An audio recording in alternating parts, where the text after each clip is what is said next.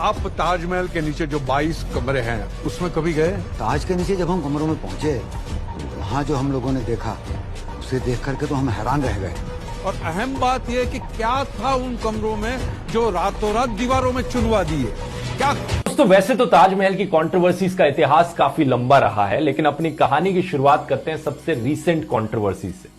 हाल ही में ये तब शुरू हुई जब खबर में आया कि बीजेपी पॉलिटिशियन राजनीश सिंह ने इलाहाबाद हाईकोर्ट में पिटीशन फाइल करी कि ताजमहल के 22 बंद कमरों को खुलवा दिया जाए। ये चाहते थे कि ASI यानी आर्कियोलॉजिकल सर्वे ऑफ इंडिया एक स्पेशल कमिटी बनाए जो इन 22 बंद कमरों के पीछे झांक कर देखेगी और ढूंढने की कोशिश करेगी कि कहीं ना कहीं कोई हिंदू भगवानों की मूर्तियां तो नहीं है यहां पर। इस पिटीशन में कहा गया कि ऐसे क्लेम्स किए जाते हैं कि ताजमहल एक्चुअली में एक शिव मंदिर है तेजो महाल्या नाम से, और कोर्ट का यह फर्ज बनता है कि इन बंद कमरों को खुलवा दिया जाए अंडर फ्रीडम ऑफ इंफॉर्मेशन। लेकिन कोर्ट ने इस पिटीशन को डिसमिस कर दिया। जजेस के बेंच ने कहा कि इस तरीके की पिटीशन फाइल करके PIL सिस्टम का मजाक बनाया जा रहा है। कोर्ट ने सवाल उठाया कि किस बेसिस पर पिटीशन फाइल करी गई, क्या यहां पर कोई लीगल या कॉन्स्टिट्यूशनल राइट्स को इन्फ्रिंज किया जा रहा है? अगर नहीं तो क्यों पिटीशन फाइल करी?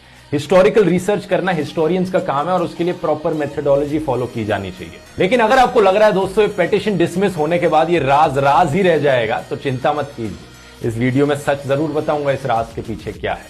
असल में बात क्या है दोस्तों, ASI के सोर्सेज ने ऑलरेडी इंडियन एक्सप्रेस को बता दिया है ये जो 22 रूम्स हैं ये एक्चुअली में रूम्स नहीं है, बल्कि ये एक लंबा सा कॉरिडोर है जिस पर दरवाजे लगाए गए हैं। और ये बंद दरवाजे कोई ऐसे बंद दरवाजे नहीं है कि इन्हें सदियों से कभी भी ना खोला गया हो।